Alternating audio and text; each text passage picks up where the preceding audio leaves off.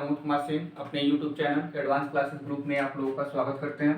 दोस्तों, आज की इस वीडियो में मैं बात करने वाला हूं ज्वार और सोरघम कल्टीवेशन के बारे में, जहां यहाँ पर इम्पॉर्टेंट फैक्ट को इंक्लूड करके लिखा गया है जो कंपटीशन की दृष्टि से, साथ ही साथ बोर्ड एग्जामिनेशन सीरीज की दृष्टि से काफ़ी यूजफुल साबित होने वाला है। तो आज हम बात करने वाले हैं सोरघम, जो एक खरीफ क्रॉप है। तो इसका एक पहले जनरल इंट्रोडक्शन के बारे में बात कर लेंगे। तो यहाँ पर लिखा गया है बॉटनिकल नेम, यानी कि सोरघम का जो बॉटनिकल नेम होता है सोरघम बाइपोलर होता है। सोरघम बाइपोलर। और यहाँ पर फैमिली लिखा गया है, यानी कि सोरघम जो होता है वह ग्रेमिनी फैमिली का है।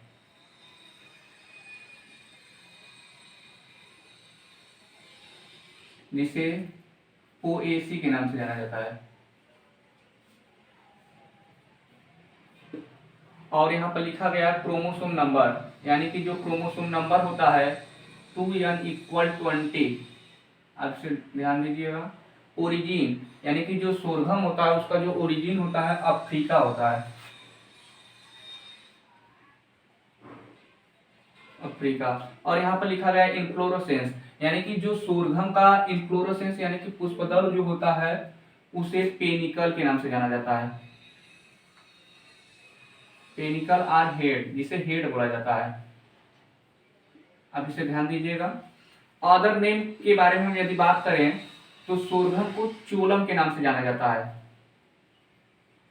चोलम या ग्रेट मिलेट के नाम से भी जाना जाता है। आप इसे ध्यान दीजिएगा, या क्वेश्चन कंपटीशन में पूछा गया है कि sorghum of other name is known as cholam. और यहाँ पर प्रोटीन कंटेंट की बात करें यदि दोस्तों, तो सोरघम में क्या होता है कि 10% प्रोटीन पाया जाता है, 10% प्रोटीन। एवं रेंज के अकॉर्डिंग हम बात करें दोस्तों तो 67 से 75% तक कार्बोहाइड्रेट अवेलेबल होता है, यानी कि पाया जाता है, एंड 2% तक फैट अवेलेबल होता है। आप इस डाटा को याद रखिएगा। और बेस्ट टेम्परेचर की बात करें यदि दोस्तों, सोरघम कल्टीवेशन के लिए यदि बेस्ट टेम्परेचर की बात करें, यानी कि सीड की जर्मिनेशन के लिए आपका जो टेम्परेचर होना चाहिए 10 डिग्री सेंटीग्रेड। और प्लांट की ग्रोथ के लिए यदि ऑप्टिमम टेम्परेचर की बात किया जाए तो 25 से 30 डिग्री सेंटीग्रेड बेस्ट माना जाता है। प्लांट की ग्रोथ के लिए टेम्परेचर 25 से 30 डिग्री सेंटीग्रेड, एंड सीड के जर्मिनेशन के लिए बेस्ट टेम्परेचर 10 डिग्री सेंटीग्रेड होता है। बेस्ट सॉइल की यदि हम बात करें सोरघम कल्टीवेशन के लिए तो clay soil, clay soil is the best cultivation of सोरघम के लिए क्ले सॉइल सबसे बेस्ट माना जाता है। सोरघम इज C4 प्लांट। सोरघम जो होता है वह सेल्फ पोलिनेटेड, यानी कि इसमें सेल्फ पोलिनेशन की घटना होती है, self pollinated and C4 crop होता है। आप इस डाटा को ध्यान दीजिएगा, या कंपटीशन में पूछा गया है कि सोरघम जो होता है वह सेल्फ पोलिनेटेड क्रॉप है एंड C4 क्रॉप।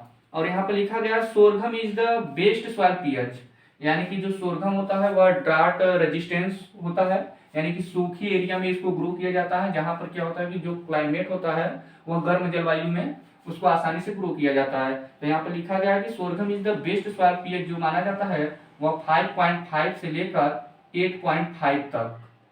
आप इसे भी ध्यान दीजिएगा। और यहाँ पर लिखा गया है लैंड प्रिपरेशन, यानी कि किसी भी क्रॉप का कल्टीवेशन यदि आप कर रहे हैं तो लैंड का प्रिपरेशन करने के लिए आप आसानी से बस ओनली इतना ही जानिए कि 1 या 2 एमबी प्लाउ से उसका कल्टीवेशन कर दीजिए, यानी कि 1 या 2 एमबी प्लाउ यानी मिट्टी पलट हल से, फिर 2 या 3 हैरोइंग करके उसको प्लाविंग करके लैंड का प्रिपरेशन आप कर सकते हैं। यानी हम कह सकते हैं 1 से 2 एमबी प्लाउ एंड 2 से 3 हैरोइंग कर दीजिए, फिर उसके बाद प्लाविंग करके आप लैंड का प्रिपरेशन कर सकते हैं। लैंड का प्रिपरेशन हर कल्टीवेशन के लिए लगभग वैसे ही किया जाता है। और यदि हम सीड रेट की बात करें, यदि आप ग्रेन के लिए सोरघम का कल्टीवेशन कर रहे हैं तो सीड रेट यदि देखा जाता है तो 12 से 15 केजी पर हेक्टेयर, लेकिन कुछ बुक में आपको 10 से 12 केजी पर हेक्टेयर भी देखने को मिलेगा। तो यह सही माना जाता है दोस्तों। 12 से 15 केजी पर हेक्टेयर। और फॉडर क्रॉप के लिए यदि बात करें सीड रेट की, तो 40 से 45 केजी पर हेक्टेयर।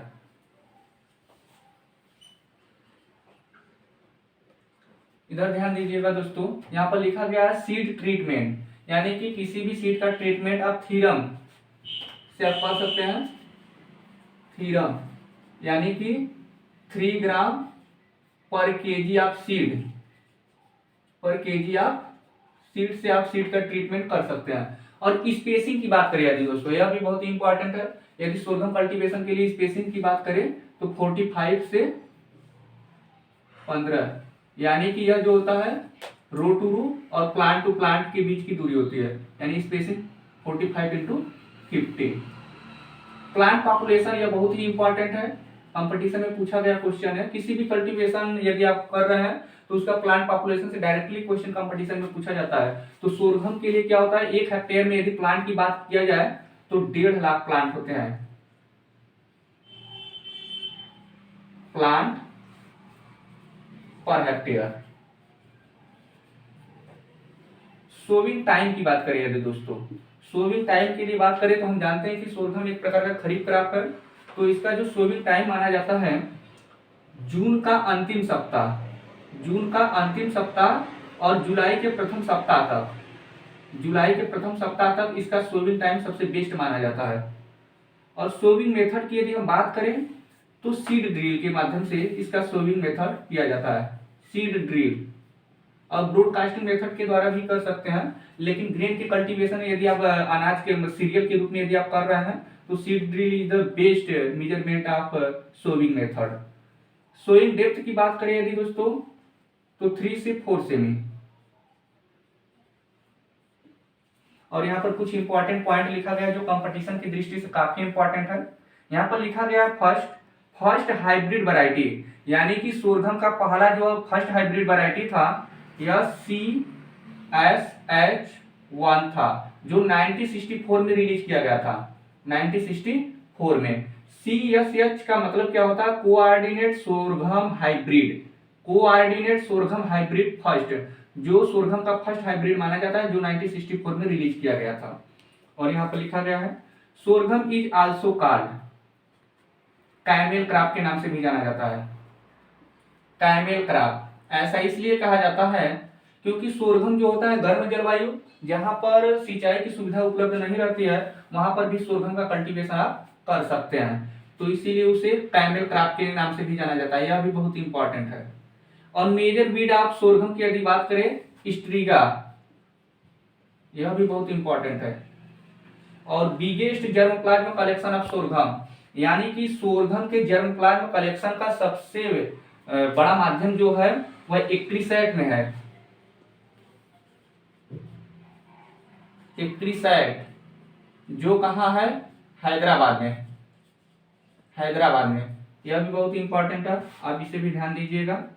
और यहाँ पर लिखा गया है most important male sterility variety जो होता है सोरघम का, वह होता है कॉफी कंबाइन काफिर, कंबाइन काफिर 60।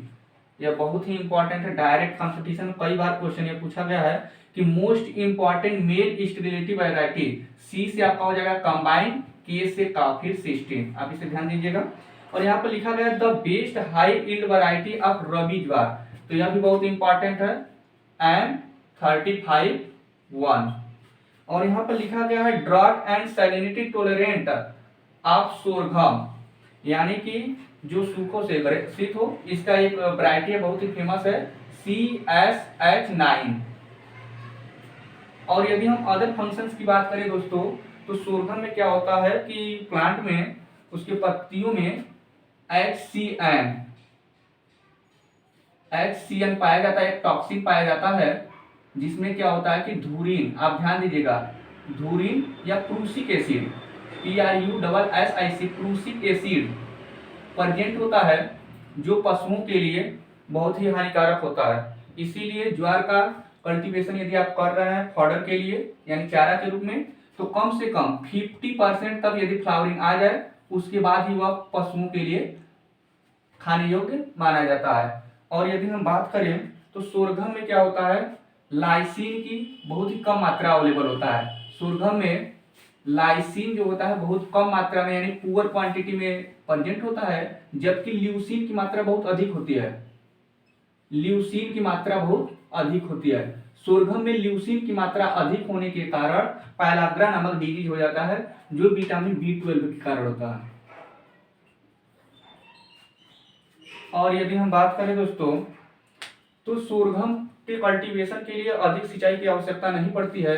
यदि आपकी एरिया में सिंचाई की समुचित व्यवस्था नहीं है तो भी आप सोरघम का कल्टीवेशन कर सकते हैं। जहां पर यदि सिंचाई की व्यवस्था अवेलेबल हो तो रिक्वायरमेंट के अकॉर्डिंग 2 से 3 सिंचाई आप कर सकते हैं। तो यही था दोस्तों सोरघम कल्टीवेशन, जो मैंने आपको बहुत ही शॉर्टनेस वीडियो में सभी सॉलिड मैटर को शो कर दिया था दोस्तों। तो मैं इसी के साथ मैं इस वीडियो को समाप्त करता हूँ। Thank you so much watching for this video.